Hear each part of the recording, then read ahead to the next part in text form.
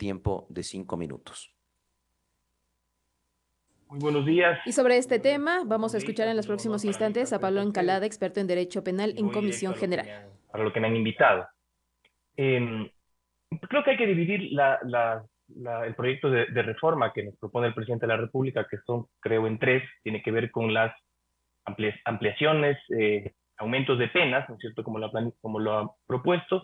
Segundo, tiene que ver con la prohibición para los beneficios penitenciarios en determinados delitos. Y tercero, tiene que ver con la ley de extinción de dominio. Sobre el primer punto, sobre el aumento de las penas, creo que hay que decir aquí una cuestión que el presidente de la República nos preguntó si estábamos de acuerdo en el aumento de penas, pero lo que no hizo es proponernos ya cómo serían las leyes finalmente, digamos, a dictarse, como sí se hizo en otras consultas populares. Lo que significa que si bien ustedes están obligados a cumplir con el mandato popular, ustedes tienen que hacer una valoración de cuánto aumenta la pena. Es decir, tienen toda la legitimidad para modificar lo que está proponiendo el presidente. Y en ese sentido, ustedes habrán escuchado en muchísimas intervenciones ya hablar de la proporcionalidad. La proporcionalidad de los delitos y de las penas es un concepto que nace con el republicanismo, es decir, es propio de un derecho penal democrático, si ustedes quieren. Y la proporcionalidad entre delitos y penas no es una cuestión filosófica, no es una cuestión etérea, es decir, es una cuestión objetiva. ¿Cómo se establece la proporcionalidad? Es la correspondencia que existe entre la gravedad del delito y la condena. Y para esto tenemos varios parámetros. Por ejemplo, el bien jurídico lesionado no puede tener la misma pena la lesión de un derecho como vida, como libertad, que otro derecho como propiedad, buen nombre, etc. Es decir, hay que hacer una distinción entre los bienes jurídicos lesionados. Lo segundo que hay que atender es que no puede, digamos, la pena más grave es para la lesión del derecho y necesariamente pena menos grave cuando está recién en peligro ese derecho. Una pena es para el delito consumado, una pena menos grave es para el delito tentado. Una pena es para los delitos de daño, otra pena para los delitos de peligro, una para los delitos dolosos, otra para los delitos culposos. Y eso es lo que hace el legislador precisamente cuando dicta estas leyes penales, ¿no es cierto? Guardar la debida proporcionalidad. Porque cuando no se, como lo que ha sucedido en los 10 últimos años, estamos 10 años ya con vigencia del COIP, el COIP ha sido reformado 2 veces por año en promedio y casi todas o todas las reformas han sido para la creación de nuevos delitos, para aumento de penas o para reducciones de garantías.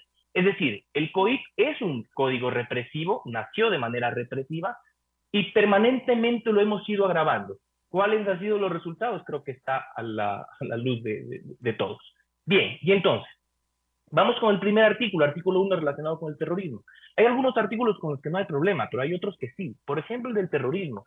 Inciso primero pasa de la pena de 10 a 13 años a pena de 19 a 22 años. Esto es exagerado, pero además aquí me preocupa una situación. Y es que en nuestro país ha habido ocasiones, ya pues queda para sus análisis políticos, pero han habido tiempos en los cuales a cualquier cosa le hemos llamado terrorismo. A llevar un monigote le hemos llamado terrorismo, a hacer una protesta pública le hemos llamado terrorismo. Por cualquier cosa han sido procesadas personas en nuestro país y llevadas a procesos penales bajo estos cargos.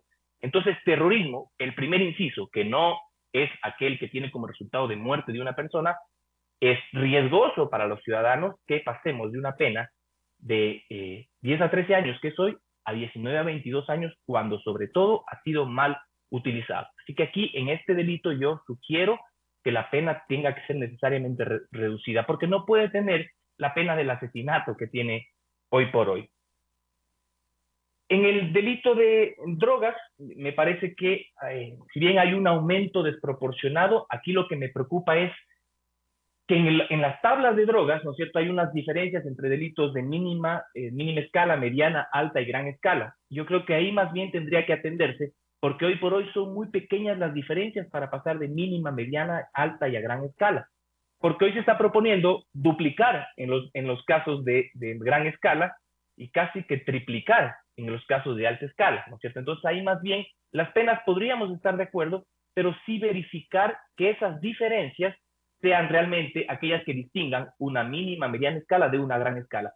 No sé si me explico. Hoy por hoy es muy pequeñita la diferencia. Otro delito que a mí me genera mucha preocupación es el delito de delincuencia organizada. Artículo 369, artículo 5 del proyecto de reforma. Nos está proponiendo el presidente de pasar de una pena de 7 a 10 años, que es hoy, a una pena de 22 a 26 años.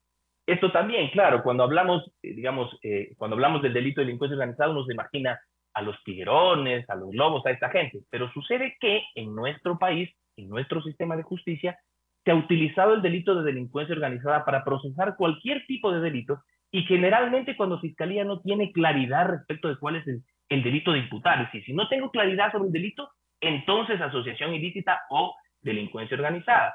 Entonces, primero, es absolutamente desproporcional, pero si vamos a aumentar las penas y quieren una pena severa, probablemente lo que tengamos que hacer es limitarlo a aquellos delitos, por ejemplo, del sicariato, de tráfico de drogas, trata de personas, y no dejarlo tan abierto como está hoy, porque otra vez, en nuestro país tenemos ya experiencias de abuso de esta figura delictiva, en donde casi sin saber leer ni escribir, las personas han terminado procesadas por este delito. Mucha preocupación, delito de delincuencia organizada. Luego tenemos otros, asesinato, sicariato, trata de personas, donde me parece que está bien el aumento de pena. Pasamos, por ejemplo, del asesinato de 22 a 26 a 26 a 30. Aquí guarda una proporcionalidad, aunque sí los invito a pensar que en los delitos más graves, que son los delitos de graves violaciones a los derechos humanos, como el delito de genocidio, por ejemplo, tiene una pena de 26 a 30. Y entonces esto sería desproporcional y lo que habría que hacer, tendríamos que aumentar también aquellos delitos de graves violaciones a los derechos humanos, porque no podemos tener la misma pena para el sicariato que para el genocidio. Aunque el aumento es poco y me parece proporcional, eso nos obligaría a aumentar en cambio aquellos delitos más graves. Luego pasamos con los temas de armas, y estos sí me parecen escandalosos. Tráfico de armas de 5 a 7 años a 16 a 19, y tráfico de armas de 7 a 10, el segundo inciso, a 22 a 26. Es decir, es más grave vender un arma que asesinar. Es más grave vender un arma que violar, ¿cierto? Esto no tiene mucho sentido. Entonces, si tienes el arma, mejor dispárala, ¿no es cierto? Porque te va a salir más barato, ¿no es cierto? Entonces, el fin de disuasión no se cumple. Otro que me preocupa también supremamente es el artículo 12, que reforma el artículo 260 de la actividad ilícita de recursos mineros. Pasamos de la minería ilegal, que es un problema, es un lastre en nuestro país, es indiscutible, es un problema. Pero pasamos, por ejemplo, de la minería artesanal, que hoy por hoy es de 1 a 3 años, a 13 a 16 años.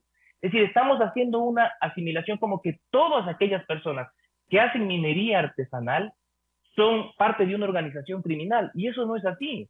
Es verdad que las organizaciones criminales están trabajando y están lavando a través de la minería ilegal, pero no es cierto que todos los pequeños artesanos, los pequeños que hacen minería artesanal, estén involucrados con estos delitos. Entonces, tratarlos como miembros de una organización criminal es también una desproporción, y creo que de alguna forma también se está condenando la pobreza en estos casos. 1 a 3, a 13 a 16 en minería artesanal me parece un escándalo. Y la otra, la minería ilegal, en cambio, de 5 a 7 pasan a 16 a 20 años. También un escándalo, más grave que asesinar.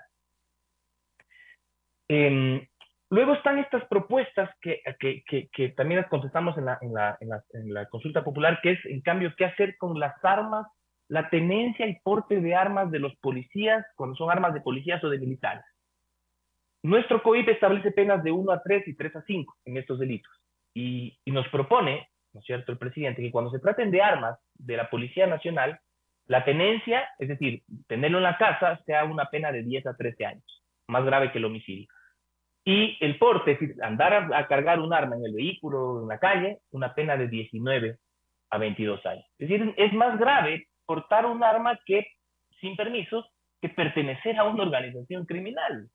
¿No es cierto? Nuevamente, estamos rompiendo toda lógica en el sistema, y por más que suene popular, porque yo sé que es verdad, porque si es que vamos a aumentar penas, pongamos cadena perpetua para todos, ¿no es cierto? Si es que esa fuera la solución a los problemas de criminalidad, y ciertamente esto no lo es.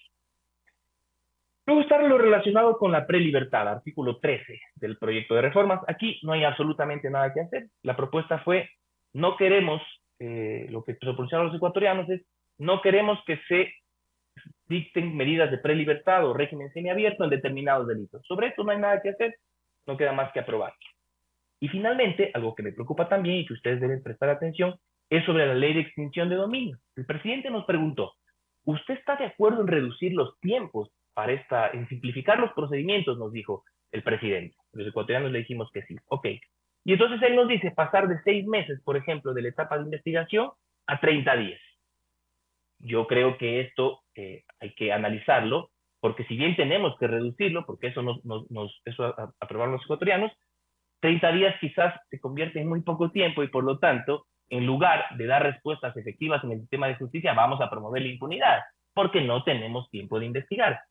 Y lo que me parece más grave todavía es que nos está reformando el artículo 3.1 de la Ley de Extinción de Dominio, en donde dice en el proyecto de reforma que no se necesita sentencia condenatoria para la aplicación de la Ley de Extinción de Dominio.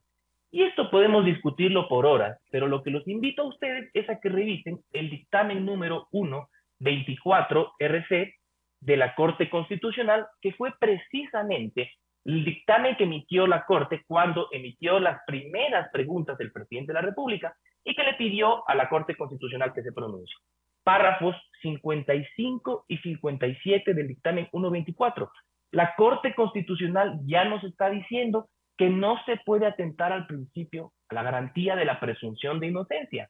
Por lo tanto, si es que ustedes llegasen a aprobar este artículo, ¿no es cierto?, es que ya no hace falta la sentencia condenatoria para la ley de extinción de dominio, seguramente la Corte Constitucional, siendo coherente con su pronunciamiento previo, si alguien demanda, que seguramente alguien habrá, demandará la inconstitucionalidad de esta norma y va a ser declarada inconstitucional.